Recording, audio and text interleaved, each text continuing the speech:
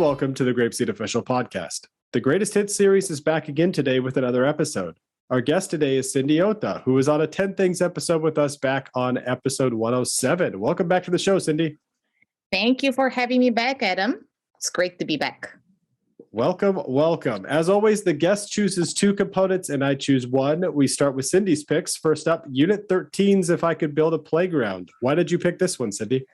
Recently, I've been obsessed with this song. And I think one of the reasons is because I saw Greg teaching it with so much fun. I think he was on episode 132. Yeah, friend of the show. Yes, from June 24th. So if anyone missed that one, please be sure to go back and listen to it. I watched Greg. Greg showed me his video of teaching this song, and he was having so much fun with the students. That made me love the song even more. And also this component is rich with expressions. I mean, how would you teach something as abstract as "if I could" and "just for you," right?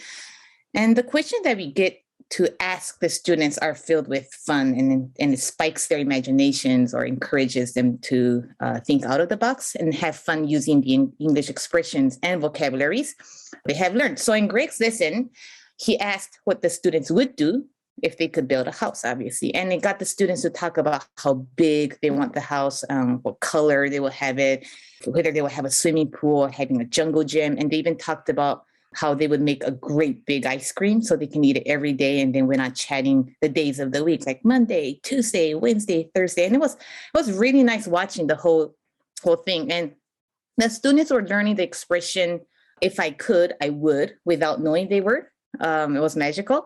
And because it was a topic that got them all excited, they were participating what each other were saying, actually listening to what their friends were saying. And that was something also amazing to see. And I think Greg did a fantastic job to initiate the conversation. And he got the students to participate in the convo by making comments of what each student said. And we always say GrapeSEED is fun, or that it needs to be fun.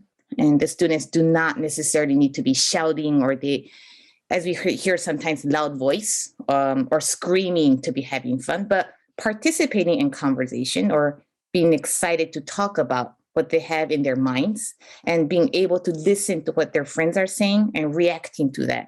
That is what makes the lesson fun, engaging, and that is when real learning is happening. So I guess in hindsight, it doesn't have to be this particular song, but it's presently one of my favorites because it encourages imaginations. And again, it's engaging. I feel like it brings a class together. I'll echo that point. Every time I've seen this in class being taught, the kids are always really excited, not only to sing the song, but then also to share their own opinions about it. And I really like how you highlighted there the target expression of "if I could, I would." Thinking about how we can teach that effectively, it's really tricky because it's a very kind of abstract concept, and we don't want to, of course, translate into the student's language to tell them what it means. So if just thinking about it in general, if we tried to use that language in a lot of different contexts, just in this introductory phase of teaching this expression, it'd be really hard for students to pick it up. But with this particular unit, we really focus on if you could build something. So really focusing on building. So starting with building a playground. Later on, you talk about building a house. If we look at the end exposure quick checks, can students participate in discussions about the song? Tell a friend what you'd like to build. I'd like to build a big house. So just keeping it within that very narrow scope for now. And then later on, when we get to other songs like "If I Could Really Fly," for example, then we'll continue building on this expression and giving students more context and ways to use it and showing them how that language is used. But at least in this introductory phase, we keep it in a very narrow scope, but it's still really fun for kids to talk about it because they can build a lot of different things. Yeah.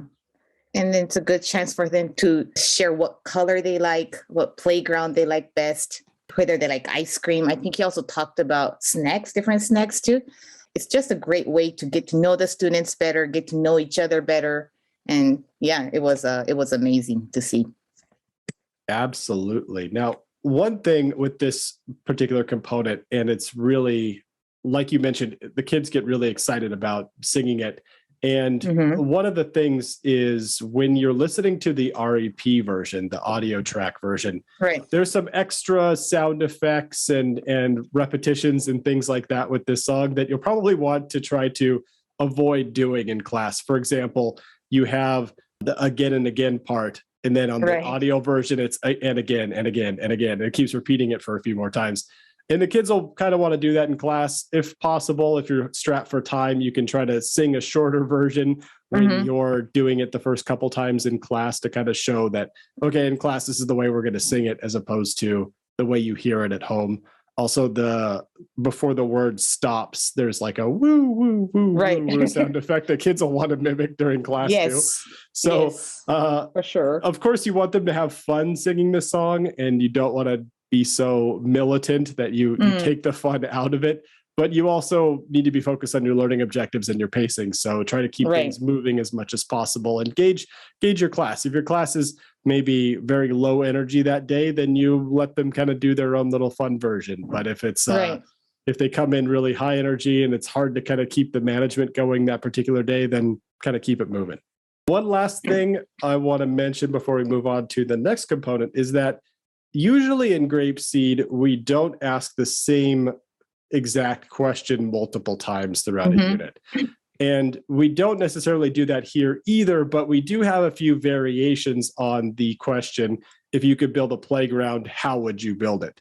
Right. Now, knowing that going into teaching this unit, you'll want to just expect more complexity from the students over time. Now, this is something we always talk about with student responses in general throughout a unit, but especially here when you know that you're going to ask a twist on the same question multiple times.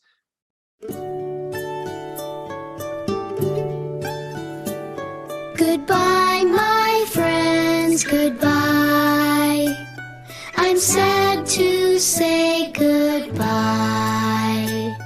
It was a good day, but now I will say goodbye, my friends, goodbye.